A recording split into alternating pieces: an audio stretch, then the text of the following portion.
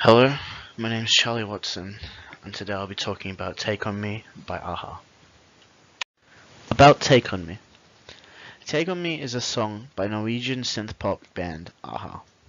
The lead singer, Morten Harket, the keyboard player, Magni Furuholmen, and guitar, Paul Waaktaar Savoy. The original version of the song was produced by Tony Mansfield and remixed by John Ratcliffe. The second version of the song was produced by Alan Tarney.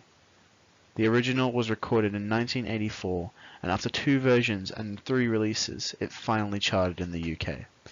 The song reached number 2 in the UK singles chart in October 1985, and at the same time in the US, the song became the only a-ha song to reach the top position of the Billboard Hot 100.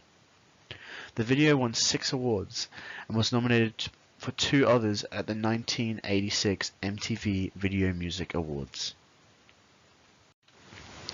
Why did I choose this particular song?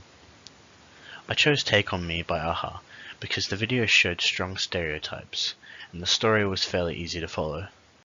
I love the use of shots changing between the comic book and the real world, and how the fantasy-like world was almost all in a dream-like state, exactly how the young girl imagined the perfect guy to be. To me, that made the video stand out, because the stereotypes and ideals have changed drastically from what they were like in the 80s to now in 2017. The heroic character played by Morten Harket would never fit into the cookie-cutter ideal man of today's society, because the way he dresses and acts are dated and far too unrealistic. Summarized plot of the video. The video first shows the viewers scenes from a comic book as they animate slowly. The video cuts between characters within the comic book, so the viewer is briefly introduced to them. The video then cuts to a younger girl sitting at a table in an old school diner as the waiter comes to give her the bill. The camera cuts and we are shown the girl's eyes meeting those of Morten Harket's character, and suddenly he winks back at her. To her surprise, he reaches out from the comic, luring her into his world with his charming stare. The scene completely changes now to an animation, the young girl falling into Morten Harket's arms.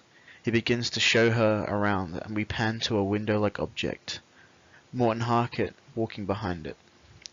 The window acts like glasses, and whoever you see on the other side of it is the real version of their comic book self. We are shown that it is double-sided, as we see Morten Harket's view also. Romance begins to boil between the two, and the eyes meet through the window, the camera flashing between the members of a-ha as they play their instruments and dance. We then cut to the diner, where the waiter finds the girl is gone without paying the bill, in anger throwing the comic book that she was sucked inside of into the bin.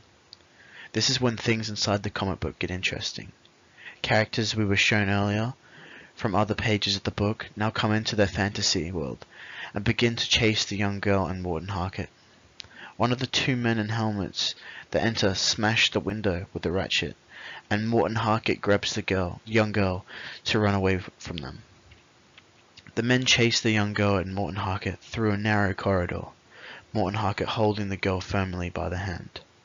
They are soon cornered by the men. The young girl begins to panic. However, Morten Harket saves them both by ripping open the paper wall behind them and letting her escape through it into the real world again. We do not know what happens to Morten Harket, other than the ratchet is held to his face. The young girl finding herself on the floor next to the bin, and all the people in the diner staring at her with amazement and shock, she grabs the comic from the bin and runs home. We see the girl rush to her desk and lay out the ruined comic book on her desk. She then looks at all the scenes within the book to find out what happened to Morten Harket. She finds the final picture of him laying down and looks into the distance. This is when Morten Harket comes to life once again, trying to escape the box of his comic panel.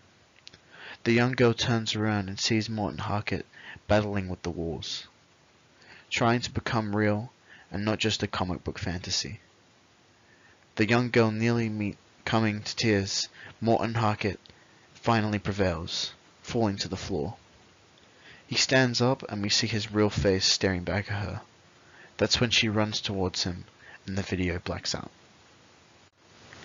The issues presented in the video.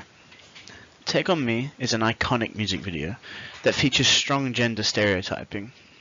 In today's society, I believe that a music video like this would suffer rather than thrive like it did in the 80s. Gender stereotyping is a big issue. Things like gay marriage stem from this, where the stereotype of a strong male falls in love with a fragile young woman is changed to two of the same gender falling in love with each other. Take On Me definitely takes on the gender stereotype in order to create a compelling story where a young girl is drawn in by Morten Harket and into his world where the impossible becomes possible. She just needs to take his hand. I don't think the video is presenting gender stereotyping in a bad way. However, it is there, and the roles both Morten Harket and the young girl play are extremely stereotypical or common. This leads to the issue that the industry presents women as an underfold, or smaller figure, men needing to take the lead and save the day, women relying on men, men, men, men. a-ha being an all-male group and the target audience being younger women means that the stereotyping in their videos could lead to their audience to believe they may think like this. Of course, the video being released in the 80s, this wasn't an issue at all. However, if the same video was released in 2017, I think there wouldn't be as positive feedback as it received so long ago. The representation in the video. The characters in the music video are represented by the time that the video was released in. The young girl dresses and acts exactly how you'd imagine a fair younger girl from the 80s would. Her whole persona is very dated. The long dress that stops below her knees, the cardigan over the top, and the white sneakers with long socks. Even her hairstyle is very much that of the 80s, with her short hair and perm. We then look at Morten Harket, with his long dark pushback hair, leather jacket, tucked in white tee, and high-waisted jeans.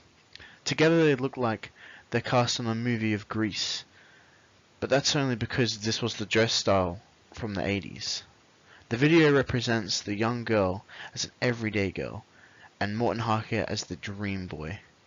The representation makes the viewer imagine what it would be like in the girl's shoes, as all her fantasies come true. There is also representation in the comic book itself. The comic book represents the gap between reality and fiction. It's the younger girl's dreams or imagination. The producer wants the viewers to imagine Morten Harket pulling them into a fantasy world and falling in love with them, as it was a great way to market a-ha as the ideal male idols.